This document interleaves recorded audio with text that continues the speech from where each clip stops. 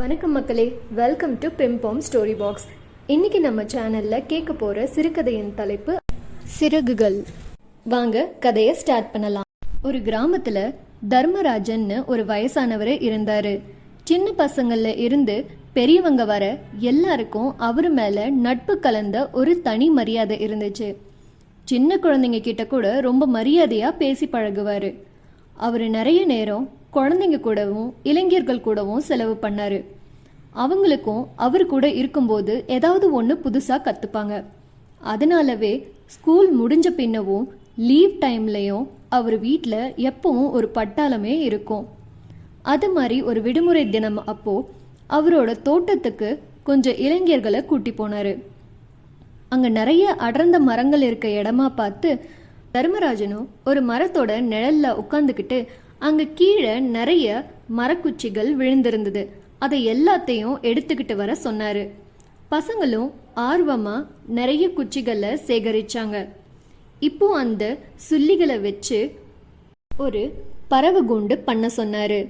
முதல்ல அதை செய்ய பசங்க ரொம்பவே கஷ்டப்பட்டாங்க. ஆனா கொஞ்ச நேரம் பின்ன அழகழகான கூண்டுகளை செஞ்சு முடிச்சாங்க. எல்லாரும் ஒரு ஒரு கூண்டு செஞ்சு முடிக்க எல்லாரோட கூண்டுலேயும் ஒரு பறவைய உள்ள போட்டாரு. அவங்க கிட்ட அதை கொடுத்து கொஞ்ச நேரம் வச்சிருக்க சொன்னாரு. கொஞ்ச நேரம் பின்ன பசங்க கிட்ட அந்த கூண்டை திறந்து பறவைகளை வெளியே விட சொன்னாரு. பசங்களும் கூண்டை திறந்ததும் பறவைங்க எல்லாம் வேகமா பறந்த வான நோக்கி பறந்தது. பசங்களுக்கு ஒரே சந்தோஷம். கூண்டுல அடைஞ்சு இருந்த பறவைகளை சந்தோஷமா பறக்கிறத பார்த்துக்கிட்டு இருந்தாங்க. அவங்க எல்லாரையும் தர்மராஜன் ஒரு மரத்தோட நிழல்ல உட்கார வச்சாரு.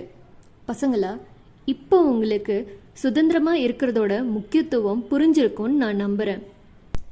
ஏன்னா சில நேரம் நம்மளோட வாழ்க்கையில ஆசைகள், கனவுகள், கஷ்டங்களையும் நமக்குள்ளவே போட்டு அடக்கிக்கிறோம்.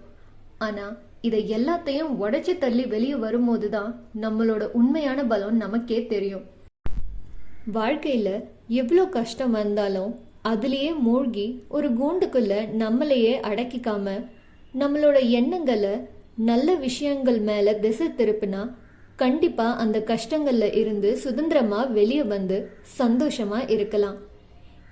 இதை தர்மராஜன் சொல்லி முடிச்சதும் பசங்களுக்கு புரிஞ்சுது. எல்லாரும் அவங்களோட வீட்டுக்கு போனாங்க.